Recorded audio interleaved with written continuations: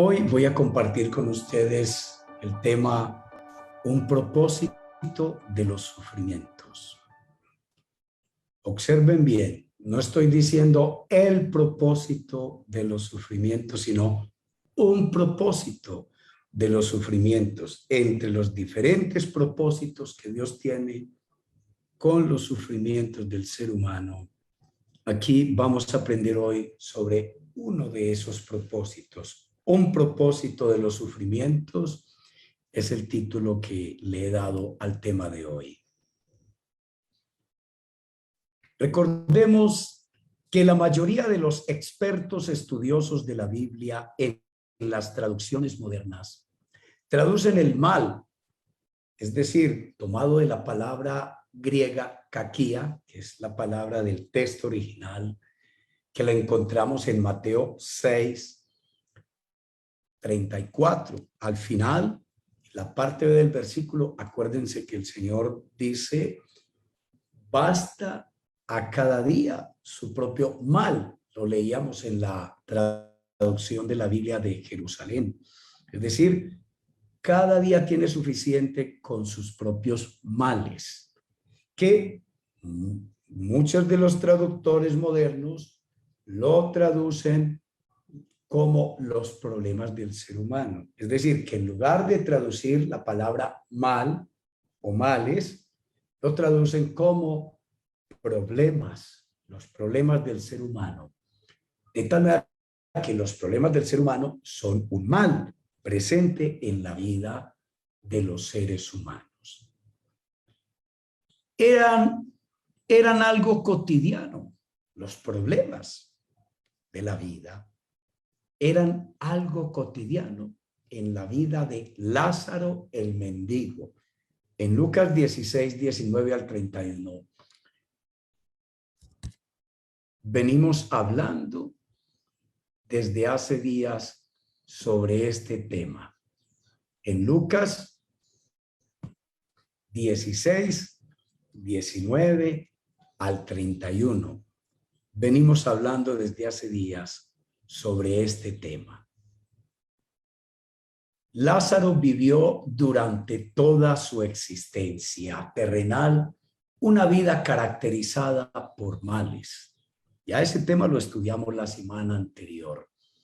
Con este relato del Evangelio, el Señor Jesús quiso enseñarnos que existen seres humanos que aman a Dios, se someten a su voluntad y pueden quedarse durante toda la vida o durante muchos años pasando por diferentes problemas o sufrimientos. Repetimos, con el relato sobre Lázaro podemos encontrar que hay seres humanos que pueden sufrir durante toda la vida.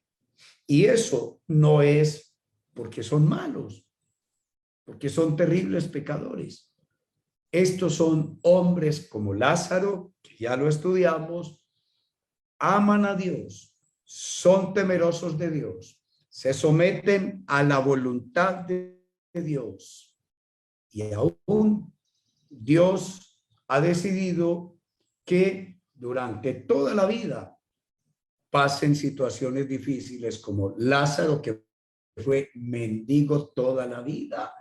Su cuerpo estaba lleno de llagas y vivía a la intemperie, no tenía casa donde vivir, sino que él todo el tiempo estaba a la entrada de la puerta del rico que hacía banquetes todos los días con esplendidez y nunca lo invitó a pasar, ni siquiera le sacó unas migajas de pan de las sobras que caían de la mesa suya. Para la mentalidad de los hombres del Antiguo Testamento, la pobreza extrema, como en el caso de Lázaro, las enfermedades y otras calamidades eran el resultado como castigo de Dios por el pecado. En sentido positivo, el rey David afirmaba en el Salmo 37, versículo 25, sobre este respecto. Yo fui joven y ya soy viejo, y no he visto al justo desamparado, ni a su descendencia mendigando pan. Entonces, ¿por qué Lázaro fue mendigo toda la vida? Sí. Hay que tener mucho cuidado. No debemos interpretar mal las palabras del rey David, porque no podemos hacer un principio teológico con un solo versículo de la Biblia, como vamos a ir entendiendo a la luz del Evangelio de nuestro Señor Jesucristo. En la época de Jesús, si una persona nacía en pobreza extrema, era porque sus padres habían pecado. Era la mentalidad de los judíos con los que creció Jesús. Y si en algún momento de su vida le llegaba una gran desgracia, era porque él había cometido un grave pecado. Veamos un ejemplo de esto en el Evangelio de San Juan, capítulo 9, versículos 1 al 3. De hecho, la enseñanza de hoy la vamos a basar en el Evangelio de San Juan.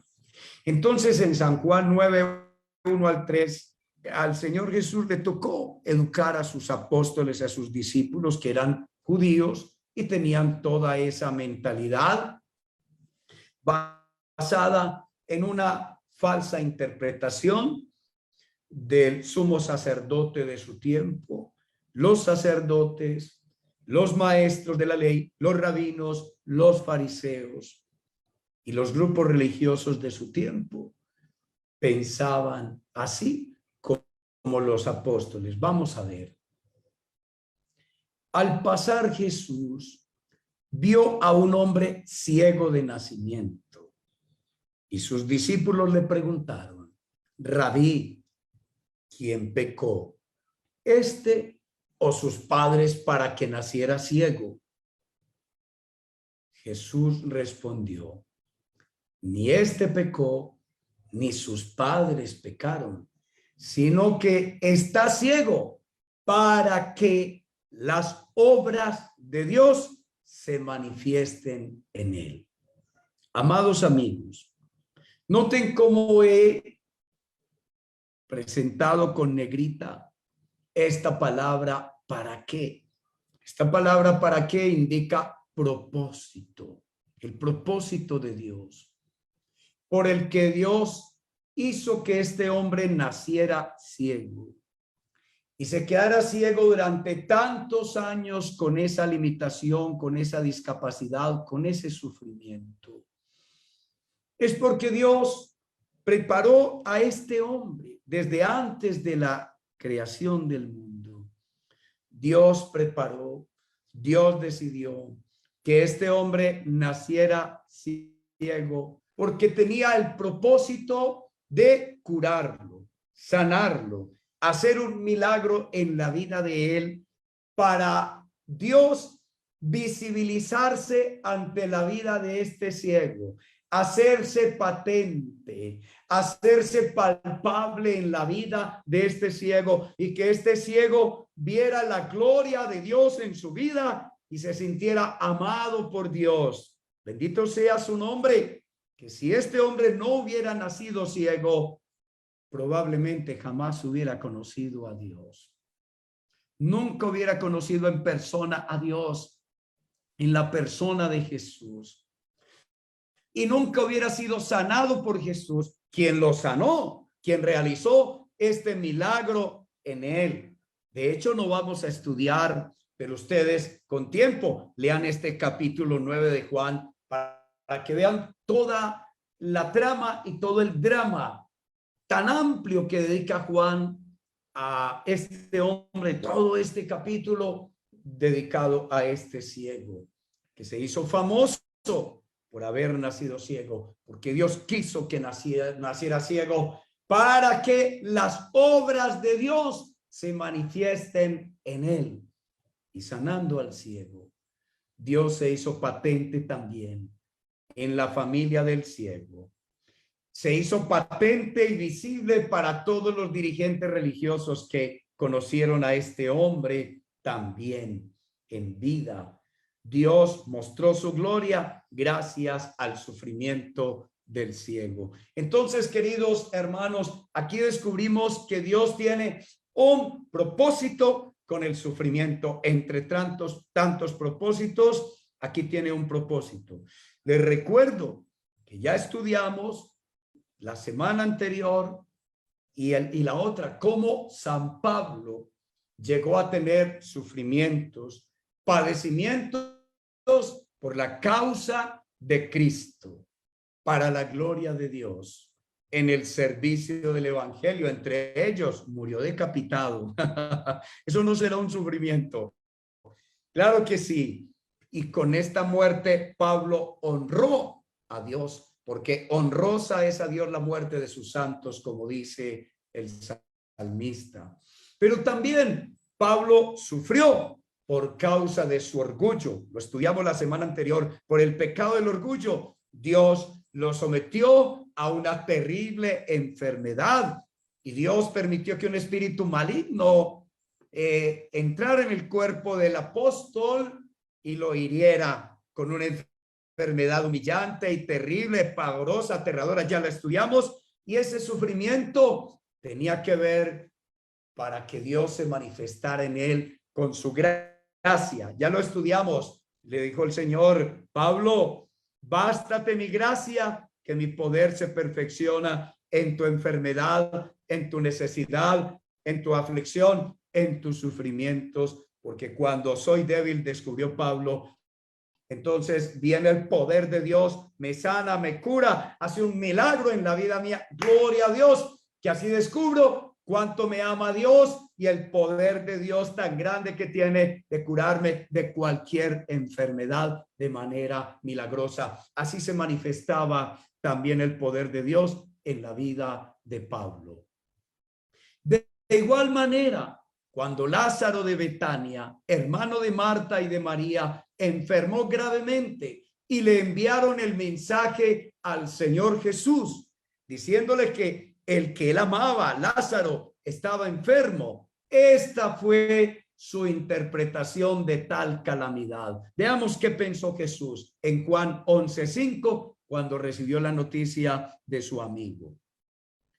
Cuando Jesús lo oyó, dijo: esta enfermedad no es para muerte, sino para la gloria de Dios, para que el Hijo de Dios sea glorificado por medio de ella. Vemos aquí el para qué, el propósito de la enfermedad de Lázaro.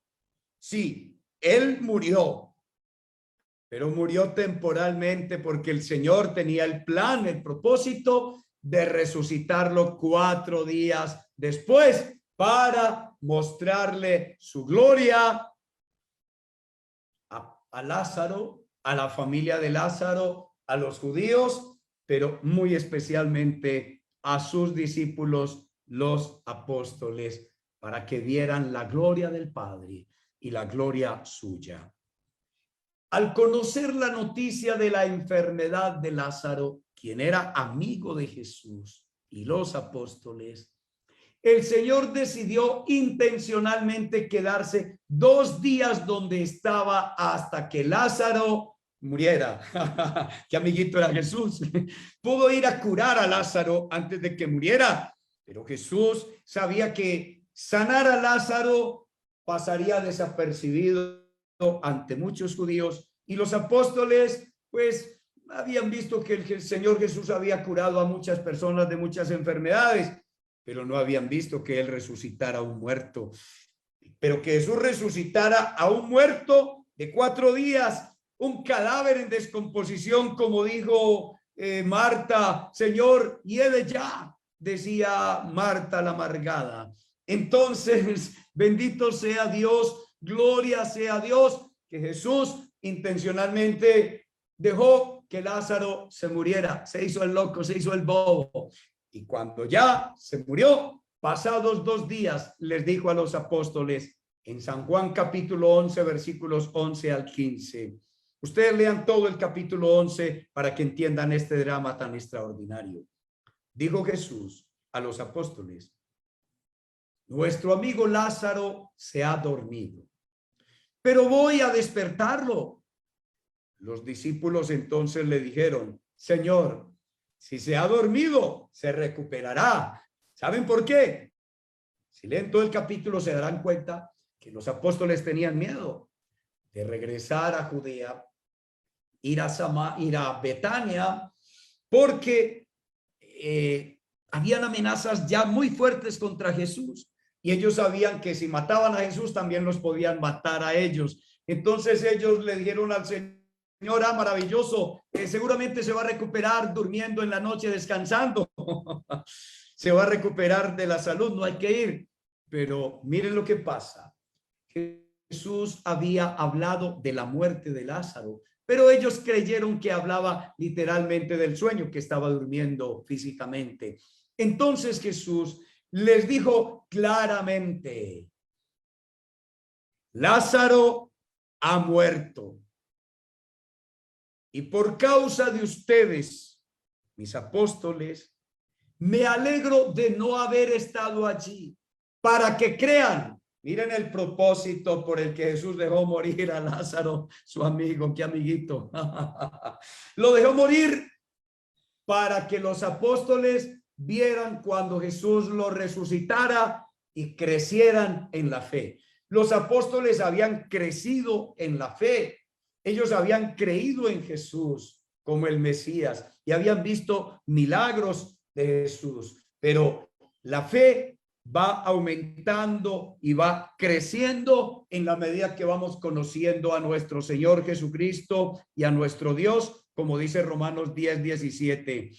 Por eso, queridos amigos, un día ellos le dieron al Señor Jesús: aumentanos la fe. Y aquí pues Jesús encontró una buena oportunidad en la enfermedad de Lázaro, que dejó que se muriera, para poderlo resucitar, para que la fe de los apóstoles creciera. Así pasa con muchos problemas tuyos, muchos sufrimientos tuyos y de tus seres queridos. Dios intencionalmente deja que todo se ponga mal, que todo se ponga peor, que incluso se mueran las personas, que no haya ninguna solución, para Él hacer un milagro patente, palpable, y mostrarte a ti lo valioso que eres, lo importante que eres, que Él te cuida, que Él te guarda, que Él te protege, que para Él no hay nada difícil, imposible, y que no debes dejar de creer aún cuando el cadáver hieda.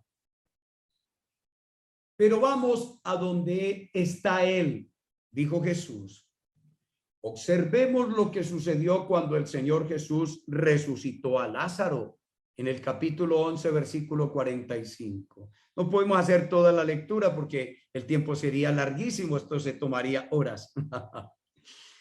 Entonces muchos de los judíos que habían venido para acompañar a María y vieron lo que hizo Jesús, creyeron en él.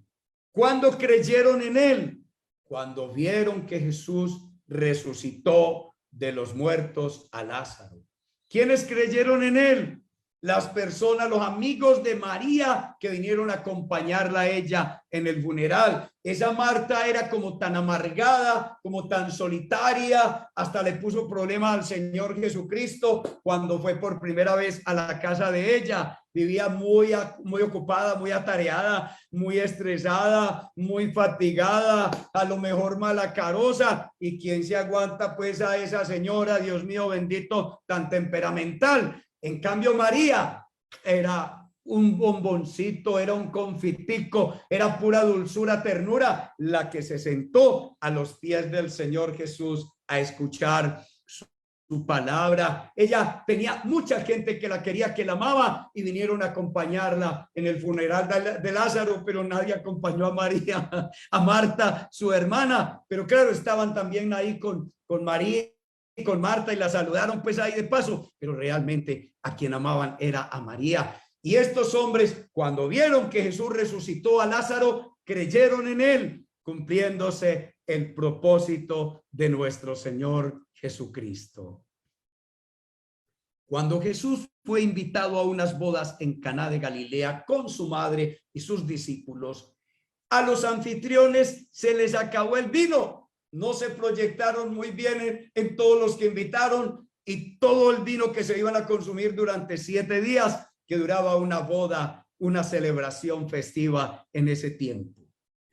La Virgen María le contó a Jesús que se les acabó el vino y el Señor terminó haciendo el milagro de convertir el agua en vino por el empujoncito que la Virgen María le dio en ese momento. Cuando le contó, no tienen vino, entonces el Señor, después de varias conversaciones y varias maniobras, terminó haciendo el milagro. Lean despacio en su casa el capítulo 2 del Evangelio de Juan, desde el versículo 1 hasta el 11, para que entiendan mejor todo este relato. Gracias a esta necesidad que se presentó, que fue un sufrimiento, a lo mejor generó conflictos entre los padres de la muchacha, del muchacho, entre la gente, por la falta de haberse anticipado a tantos invitados. Imagínense que Jesús, nada más y nada menos, lo invitaron a él y a la Virgen María, y Jesús se llevó a los 12 apóstoles. El Señor Jesús tuvo una oportunidad en esa necesidad para mostrarle a sus discípulos el primer milagro que les ayudaría a poner el primer peldaño en el edificio de la fe en él. Así es que, queridos hermanos, esta necesidad, que créanme que hubo sufrimiento y hubo gran preocupación en los anfitriones, fue una oportunidad que aprovechó Dios, que aprovechó el Señor Jesucristo para hacer su primer milagro ante los ojos de los apóstoles. Y miren ustedes lo que va a pasar. Así concluye ese relato en Juan capítulo 2, versículo 11. Este principio de sus señales hizo Jesús en Caná de Galilea y manifestó su gloria, y sus discípulos creyeron en él. Ellos ya habían creído en él de una manera, pero la fe seguía creciendo y aumentando. Pero este fue el primer milagro. San Juan selecciona 7 milagros de los muchos milagros que Jesús hizo, que dice al final en su libro que él piensa que no cabrían en el mundo los libros si se contaran los milagros que Jesús hizo. Pero este fue el primer milagro de 7 que Juan va a contar. También el del ciego va a ser otro. Y en este milagro dice que el Señor manifestó su gloria, es decir, el Señor les mostró a los apóstoles que él tenía el poder para resucitar a los muertos, y ellos se asombraron y creyeron en él, además de los demás judíos amigos de María. Ya habíamos enseñado que el pecado es la causa primera de todos los sufrimientos del ser humano. Léanse ustedes Génesis capítulo 2 y 3 para que lo comprueben. Los judíos del tiempo de Jesús pensaban que la enfermedad y cualquier otra desgracia tenía su causa en algún pecado grave del hombre. El Señor Jesús enseñó a los apóstoles un nuevo secreto, que es el secreto que hoy hemos aprendido. Les dijo que no siempre, en todos los casos, la enfermedad o cualquier otra desgracia tenía su causa en el pecado, sino que también los sufrimientos del hombre pueden aparecer con el propósito de manifestar la gloria de Dios para que el hombre crea en él. Tal fue el caso del ciego que fue curado, queridos amigos, que nació ciego para mostrar la gloria de Dios. Así es que puede ser que en la vida tuya hayan problemas que no sean causados por el pecado tuyo o de tus antepasados. Y puede ser que hayan enfermedades causadas por el pecado y desgracias causadas por el pecado, pero otras que no estén por esa causa, sino para que se muestre Dios palpable, patente en tu vida, haciendo milagros en la vida tuya. Pero también Dios hace milagros si la causa de tu enfermedad o de tu desgracia es el pecado tuyo. Si te arrepientes y le pides perdón al Señor, el Señor tendrá misericordia de ti y hará un milagro en tu vida.